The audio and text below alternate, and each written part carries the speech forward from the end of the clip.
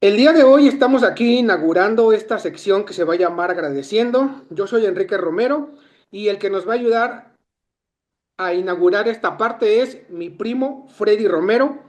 Freddy, ¿cómo estás? Preséntate para que la audiencia te conozca, por favor. Hola, ¿qué tal? ¿Qué tal, Enrique? Bueno, un saludo a todos. Buenas tardes, noches, días, lo que sea. Bueno, mi nombre es Freddy Romero. Soy una persona con ceguera total desde hace 22 años. Y bueno, pues aquí, gracias por la invitación, Enrique.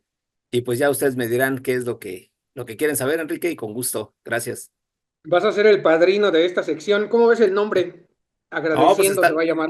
está padre porque realmente pues sentirse agradecido por las experiencias que tenemos, pues yo creo que es lo más sabroso, ¿no? Que a veces no es, es menos fácil a veces agradecer ciertas experiencias, pero la gratificación que se siente, la satisfacción que se siente cuando agradeces es algo muy chido que yo he vivido.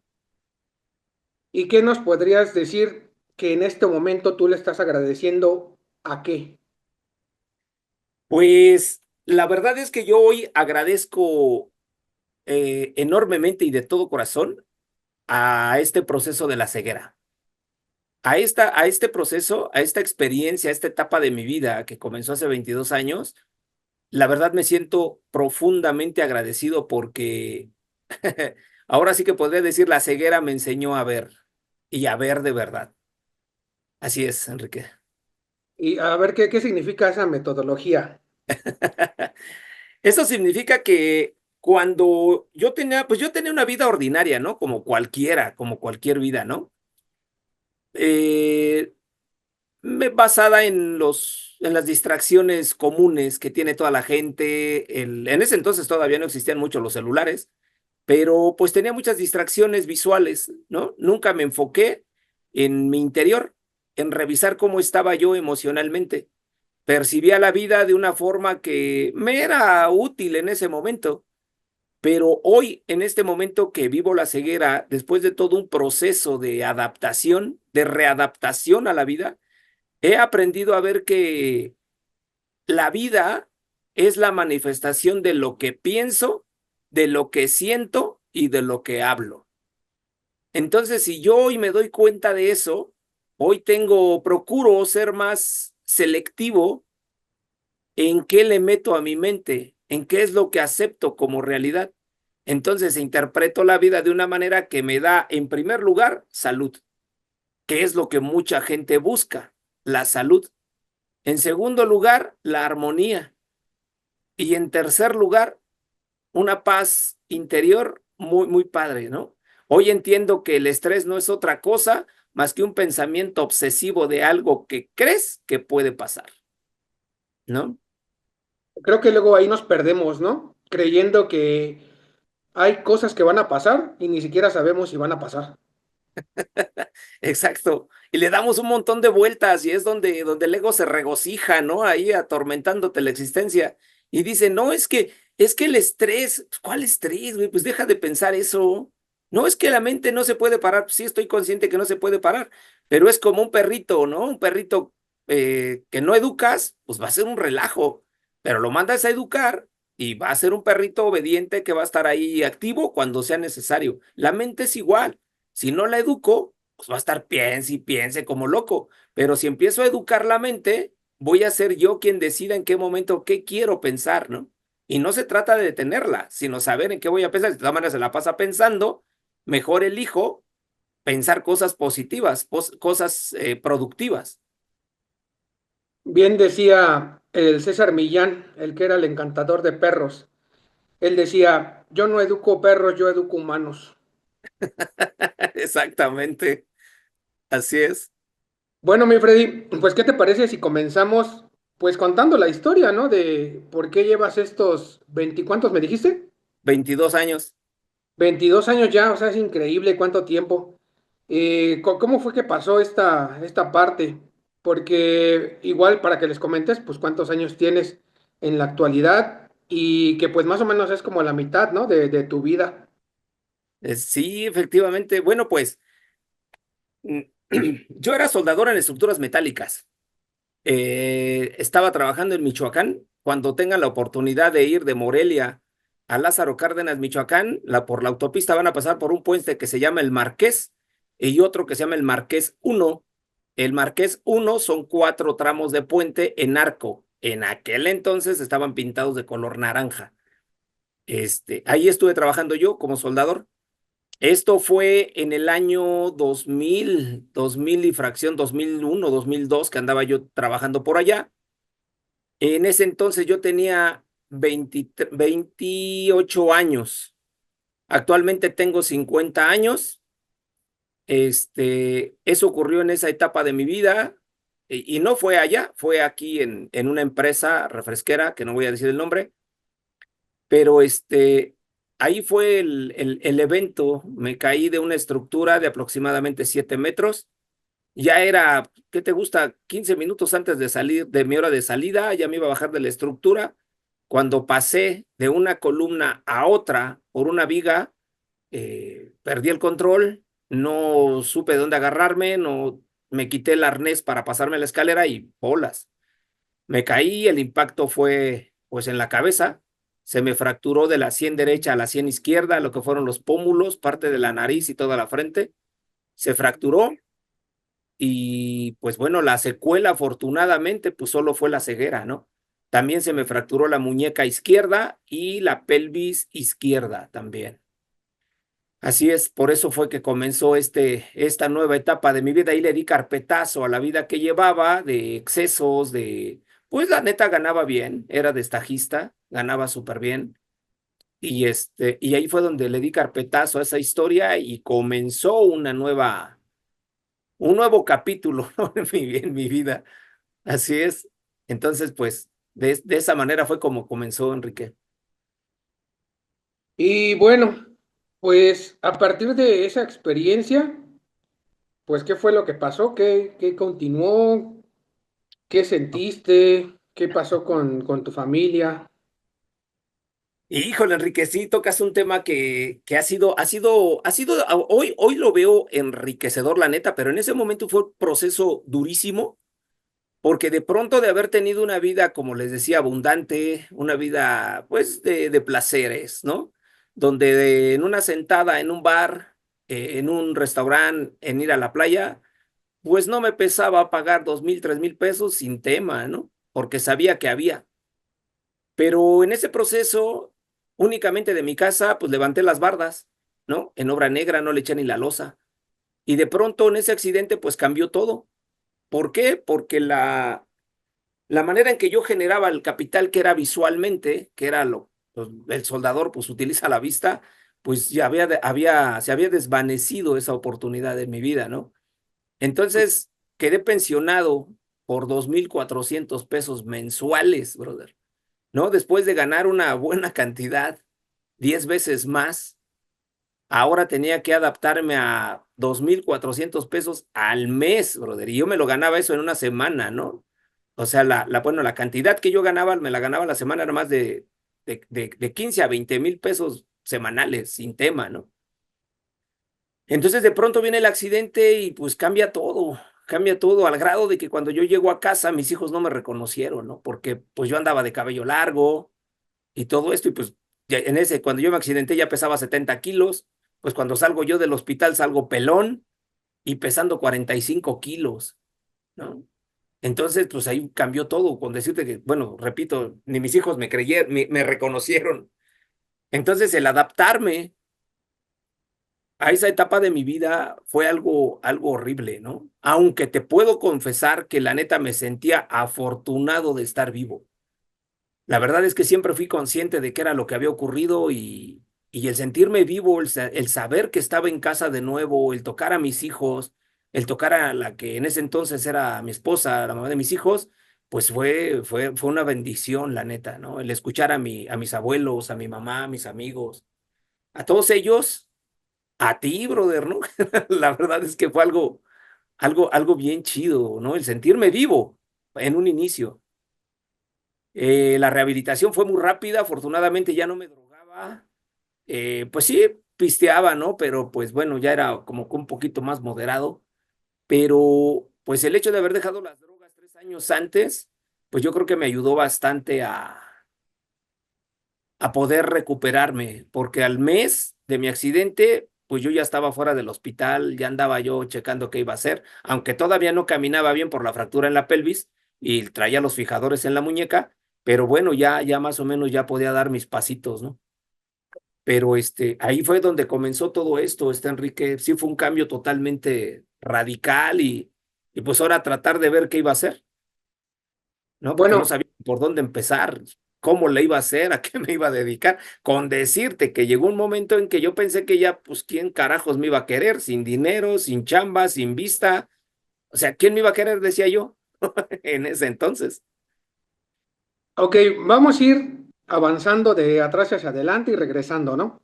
Órale. Ahora con todo el conocimiento que tú ya tienes y te has preparado, ¿qué crees o por qué crees que te dieron esta segunda oportunidad?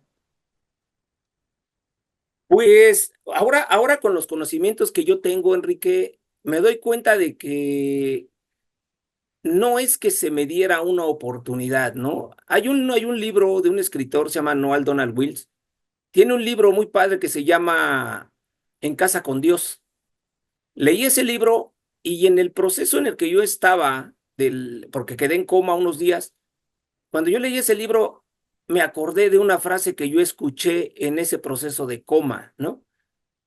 Yo me acuerdo que escuché una voz así como si estuviera dentro de un bote, algo eco, que me dijo, ¿de verdad te quieres ir?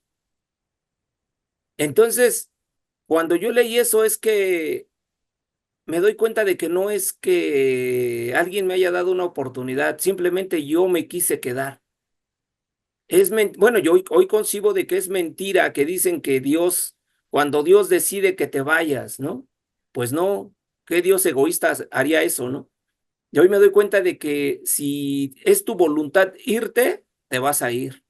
Y sé que esto puede causar mucha controversia porque ya podrán decir, y los niños, y los accidentes, y muchas cosas, pero también sé que las gentes que se tengan que encontrar se encontrarán, ¿no? Porque hay accidentes donde mueren un montón, pero hay algunos que salen ilesos, ¿no? ¿Y qué fue? ¿No? Hay muchas interrogantes ahí, pero hoy me doy cuenta que yo fui el que no se quiso ir. ¿Por qué? Porque cuando yo iba cayendo, apreté mis ojos, me envolví mi cabeza así cubriéndome y lo primero que se me vino a mi cabeza fueron mis hijos, ¿no? Y en ese momento, sí, la neta, sí recurrí a Dios y le dije, Dios mío, ayúdame. Y me envolví, me enconché protegiendo mi cabeza y ¡poc! Caí, ¿no? Entonces yo siento que el haber elegido quedarme fue precisamente por mis hijos. Yo sentí que mis hijos me necesitaban. Mi niña había cumplido un año ese día y mi hijo tenía 15 días, 16 días que había cumplido 2 años. Entonces, prácticamente yo me quedé por ellos, ¿no? Porque básicamente me sentí necesario en ese proceso. Y lo agradezco porque la neta he aprendido un montón de cosas que ya irán entendiendo en este proceso, ¿no? Sí, sí, sí, claro. Ahorita, pues bueno, más que nada es como ponerlos en contexto de qué es lo que pasó, ¿no? ¿Qué es lo que has pasado? Y bueno, se podría decir que entonces ese fue el regalo que le diste a tu hija. Pues sí, prácticamente yo siento y fíjate, dicen que no hay casualidades. Mi hija nació al cuarto para las 5 y yo me accidenté al cuarto para las 5. Ahorita iremos entendiendo algunas cosas de esas, pero hace algunos años, como unos 2 años, mi mamá encontró como una receta de mi papá.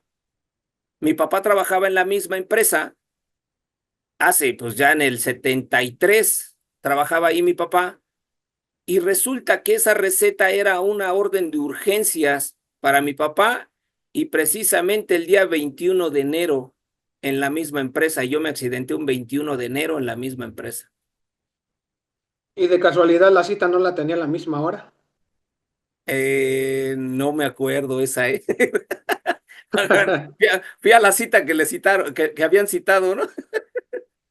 Y te tocó cubrir esa parte. Exactamente. Sí, sí, sí, sí. Y bueno, eh, pues ¿cómo fue el proceso? O sea, ya que tú te sentiste, como lo dices, ¿no? Irreconocible ante todos, ya que viviste esa parte de, pues ahora qué voy a hacer. ¿Cómo fue que llegó, pues no sé cómo le llames, esa motivación, esa iluminación o esas ganas de decir, pues no queda más que seguir? Pues la verdad es que cuando yo reconocí y acepté que estaba vivo y que era una bendición el estar vivo, pues en ese momento fue cuando yo me dije, bueno, pues hagamos que esto, pues valga la alegría, ¿no? O sea, algo tengo que hacer, porque si me quedé fue por algo.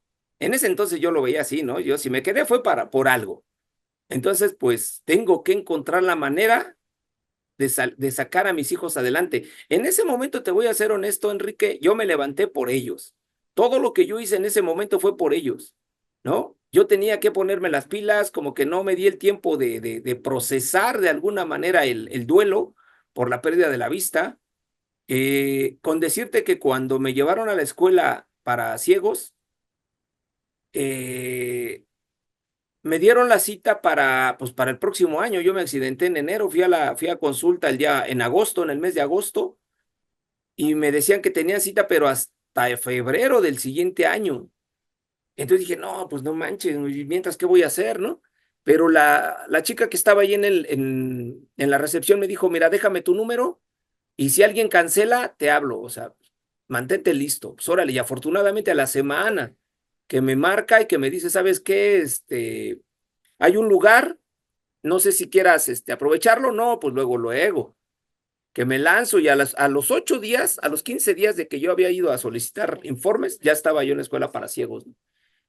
Y el escuchar a los demás compañeros ciegos, unos pues por enfermedad, la mayoría por enfermedad, otros por exceso de drogas, ¿no? Y aún clavados en el vicio. Y la neta, Enrique, ahí fue donde yo dije, no, pues la neta, yo estoy bien rayado. Yo la neta estoy sano, nada más estoy ciego. ¿No? Dije, no, pues hay que sacarle provecho a esto, ¿no? Entonces, pues fue cuando yo me empecé a fijar objetivos, ¿no? Empezar a ver a qué me iba a dedicar. Y en ese momento, pues lo más recomendable para los ciegos, o lo primero que me llegó, pues fueron los masajes, ¿no? Que no fue a lo que me dediqué en primer lugar, pero pues fueron los masajes en primer lugar. Entonces, de ahí comenzó esa, esa necesidad de superarme, ¿no? De encontrar a qué me iba a dedicar, qué voy a hacer de aquí en adelante. Ok, no tengo vista, ya lo sé, estoy sano, estoy fuerte, estoy joven, puedo hacer algo. Y fue cuando comenzó toda esa búsqueda de a qué dedicarme, Enrique, ¿no? Y hice varias cosas. Vendí discos en el metro. Honestamente, nunca pedí limosna, ¿no? La verdad, nunca lo hice y no pienso hacerlo, ¿no? Pero vendí discos en el metro, después tuve una tarima ahí en Centro Médico vendiendo botanas, después puse un puesto de papas fritas, papas a la francesa y todo esto. Trabajé con otros, cuando ya entregué mi tarima, después de que quebró mi puesto de papas, me fui a vender con unos compañeros, a trabajar en las tarimas. Aprendí a hacer cosas de piel, ¿no? Morrales, carteras, cinturones, monederos, todo lo que quieran en piel lo hago. Este, y empecé a estudiar, a tomar cursos, encontré la bioneuroemoción. O sea, empezó todo un proceso de aprendizaje, Enrique, ¿no? Y a devorar libros. De por sí que a mí me encantaba leer, pues ahí fue cuando más empecé, ¿no? A leer y a saber qué es, para decidir qué es lo que iba a hacer. Ahora, me imagino que mucha gente se pregunta, ¿y cómo le hiciste para todo eso? O sea, casi la mayoría de nosotros pues dice, no, pues es que si no veo, pues no puedo hacer nada, ¿no? O si no escucho, no puedo hacer nada, o si no hablo, no puedo hacer nada, o uno que está entero, por así llamarlo, o a lo mejor cuando tú también tenías esa oportunidad, pues decías, no, pues es que a lo mejor esto no lo puedo hacer, o aquello, o el otro, que a lo mejor son creencias, ¿no? Que tenemos. Pero, ¿cómo fuiste descubriendo eso? O sea, ¿cómo fuiste, por ejemplo, leer? ¿Cómo empezaste, dices tú, devorar libros? La gente se Ok. preguntará, bueno, a lo mejor braille, ¿no? Ahora ya con la tecnología audiolibros, pero como tú lo dijiste, en esa época, pues casi no existían ni los celulares, y qué digamos de la tecnología, ¿no? Entonces, ¿cómo fue esa parte? ¿Cómo fue que a lo mejor con tus manos o con tu sentir o no sé cómo era el proceso, le dabas forma a un morral, a una mochila, eh, a ir por las papas, a aprender el caso, o sea, todas esas pequeñas cosas que a lo mejor se nos hacen muy cotidianas y muy normales en la actualidad? ¿Cómo lo viviste y cómo lo aprendiste? Pues algo que me motivó en ese momento, y lo agradezco también haciendo alusión al título, agradeciendo a las personas que en algún momento no me quisieron ayudar y que me ayudaron, pero se comportaron de una manera no muy buena para mí, ¿no? Me sentí agredido. Entonces, esa actitud como que despertó en mí así de, pues ahora lo voy a hacer. O sea, yo lo voy a hacer porque no tengo por qué soportar estos tratos, ¿no? O sea, como que lo hice por dignidad, ¿no? Por respeto a mí mismo, porque eso de estar pidiendo siempre que me ayudaran, yo escuchaba ahorita, o espérate, tengo sueño, ¿no? Y así, y uno así, pues uno ansioso y uno queriendo controlar todo, pues dije, pues si quiero hacer las cosas, tengo que aprender a hacerlas yo, ¿no? O sea, no puedo esperar a que la gente venga y me resuelva mis broncas, o me pregunte qué necesitas, ¿quieres dinero? O sea, no, yo sabía que era mi responsabilidad ese proceso. Yo dije, y fíjate, en un principio lo hice por culpa. Yo dije, bueno, yo caminé por donde no debía hacerlo, no tomé las medidas necesarias de seguridad, entonces pues ahora me friego, ¿no? Ahora tengo que asumir esa responsabilidad. Ya posteriormente le hice por respeto a mí mismo, empezar a hacer las cosas por mí, no esperar a que alguien las hiciera. Aparte dije, estoy ciego, no menso, ¿sale? Entonces yo decía, ok, estoy ciego. Por ejemplo, para aprender el caso, de antemano sé que si sientes caliente, pues no me voy a acercar. Lógico, ¿no? Entonces es ocupar un poquito nada más la razón, el razonamiento lógico, ¿no? Y darme esa oportunidad de intentarlo. Y con decirte, honestamente, y no por vanagloria ni nada, pero de todo ese año que yo preparé papas fritas y todo esto, en ningún momento me quemé, brother. Y la persona que vivía conmigo, las veces que echó papas se quemó, ¿no? Y no es porque yo me sienta superior, no, simplemente que yo, como ciego, dependo de mis sentidos, dependo de mis sensaciones, dependo de mi oído, qué es lo que estoy escuchando. Entonces, mis sentidos están así al 100, todos alertas, ¿no? Bien dicen que la biología, cuando te falta un sentido, lo reemplaza con otros, ¿no? Entonces, mis sentidos todos así expandidos, ¿no? Y desafortunadamente las personas que ven se limitan a lo que ven. Pregúntale qué se siente algo y no sabe ni decirte. Y yo dependo de lo que siento, dependo de mis oídos, dependo de mis sensaciones, entonces lógico, soy más cuidadoso, ¿no? Entonces, me preguntas eso, eh, como tú me comentabas, hay personas que dicen, es que yo no puedo esto, no puedo el otro. De lo que yo me he dado cuenta, Enrique, es que a veces le encontramos el uso práctico del síntoma, le encontramos un uso práctico a mi discapacidad.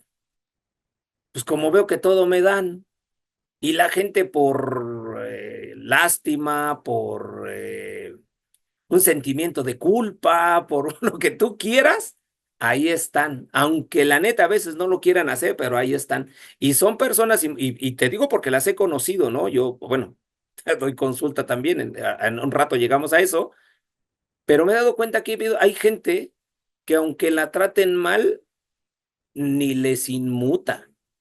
¿Por qué? Porque se han acomodado, se sienten en una zona de confort en la que la humillación o los malos tratos es parte de su existir.